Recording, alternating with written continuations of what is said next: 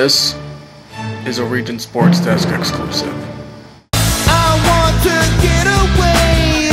I want to fly away. Yeah, yeah, yeah. I want to get away. I want to fly away. Okay, welcome to Region Sports Desk. This is it's our awards ceremony, Joe. We're going to be giving away some awards today, some hardware, some megaphones, a lot of megaphones. And we're also going to have our final listing of our top 10. So let's not waste any time. Why don't we go over our top 10? Final listing of the season right there. With number 10, the 59ers, baby, they're rounding out the top 10 right there. They had a tough loss against Lowell. The Indians of Portage come in. They move up to 9 from 10 last week. They had a solid win against LaPorte. Jake Dixon, great night from him, along with Houston. Houston looked good throwing the ball. All right, Griffith coming away with the MCC title. They're popping at number 8. Lowell, that was a big solid win. Maybe gives them some momentum going into that very tough game in the sectional. Morton comes in at 6. Chesterton drops one, and they dropped a heartbreaker too. Yeah, last second lost to Maryland. So Chesterton drops to 5. Crown Point goes to 4. They had that solid win against Michigan City. That's a tough football program though. All right, the Bombers, they're up at 3. The Ville at 2, and Valparaiso at number 1. All right, that sounds pretty good. That's a nice little round-out list. So we were thinking long and hard about this. You know, a couple of these awards were not slam dunks. There were a lot of good candidates. But why don't we start on the other side of the ball? Why don't we start on the defensive side of the ball first? What were some guys that really stood out to you, and ultimately, you know, what was our big decision? Well, the kid that really stood out was, can't remember the kid's name to be honest though, but he was from North Newton. Do you remember the kid's name? I looked over statistics. I mean, they were incredible. They had over 100 tackles, and they were pretty much all solo tackles. Had a few sacks. It was very impressive. But then again, his defense wasn't so solid. They lost a lot of football. Yeah, I mean, it's just hard to give an award like that. You know, when you don't have a very successful football team, you know, it's just. I want to give the award to someone that makes an impact on a good football team. So, what was the ultimate decision? I think we went with Peter Fouts, the free safety from Chesterton. He had 7 interceptions, which is impressive. A lot of teams don't throw the ball that much, and he was there to pick it off. And not to mention when he did, he took it back to the house twice. 2 returns for touchdowns. That's pretty good. That's a big impact, and you know that's definitely a weapon that's going to help your football team, help your defense. You know, you really need to make a stop, make a turnover. You got a guy like him, a ball hawk like him. You know, that's really huge. Let's go on. You know, let's talk about a program of the year. Let's talk about a program that we didn't think had very high hopes coming to the season. I know you're talking about a team that lost its 2 best players, 2 running backs. You know, Nick Thompson, Michael Perkins. They were a team that I think was 5-5 last year. You know, they were up and down team all of last season, and they didn't really do much. They didn't do a very good job developing their quarterback. Then they come to this year, first week. What do? They upset Penn, and so we jumped them up to the top. You know, we put Valpo up there, and then they just start rattling off victories. They never looked back. I mean, they played solid every single week. You know, I think they kind of took last week off a little bit against Lake Central. But I mean, every week they brought it. When they played good competition, they always seemed to bring it. Their defense stood up to the table, and Valpo, there's a reason they're number 1. Well, you have solid. I mean, all 3 phases of the game were good. They have a solid kicking game. One of the best kickers. Ficken and Schmidt are the 2 best kickers, but Ficken's been really solid. He's made some big kicks, especially you look at the Crown Point game, the Penn game. Those 2 field goals were the deciding points in the game. And then of course their offense has been very solid. The development of Paul Andre as a quarterback. I mean he's solid. He looks like he's one of the best quarterbacks in the area right now. He's only a junior, so when you run the table in the DAC, that's impressive. You know, that's already impressive as it is. I think Valparaiso Vikings are far the best program right now. All right, let's go to the coaching side of the ball. There's Hoffman up there, what he did with Valpo. Same thing with Meeks down there with the Bombers. They both ran the table. Jeff Karras turned around a very bad South Central program. They ended up 6-3, 7-2. 7-2. Holy crap!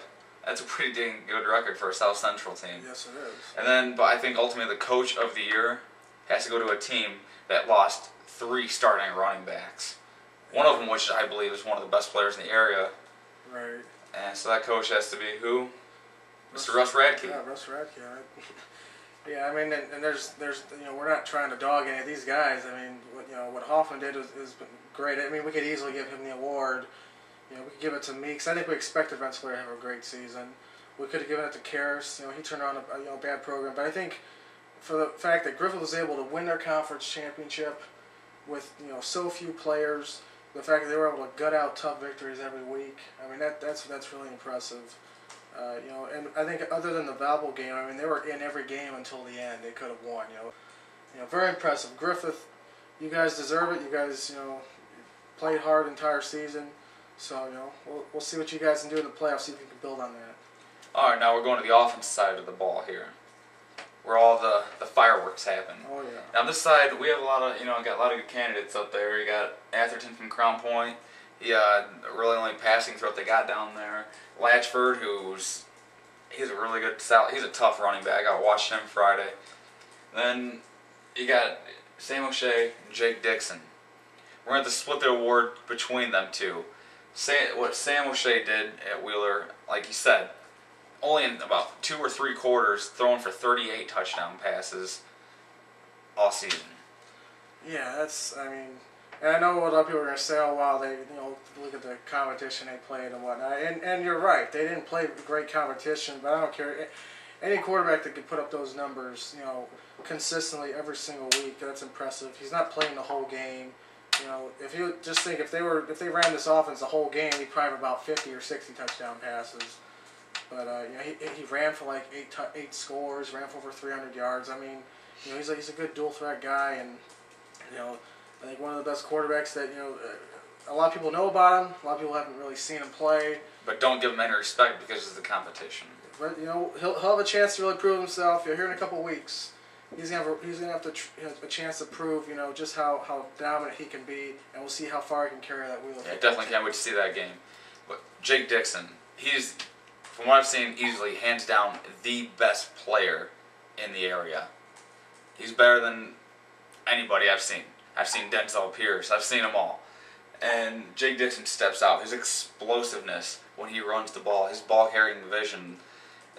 He can even catch passes too, and sometimes he didn't play defense really at all this year, but they concentrated him on the running back. He broke Portage's single game rushing record, which is crazy because I like to call Portage running back high. Yeah. They always produce probably the best running back in the area. That really stood out, and really he was able to do it against Chesterton, and it's not like he did it against Michigan City or Lake Central or one of the lower bottom feeder teams. Chesterton's a pretty good team. He did it against Peter Fouts and company. Yeah, and you know what? Chesterton pretty much shut down Crown Point a couple weeks ago. Mm-hmm. So I think that Dixon was able to do that against him when he's basically their only offensive threat. That's incredible. So he put up over 1,400 yards on the ground, like 17 touchdowns.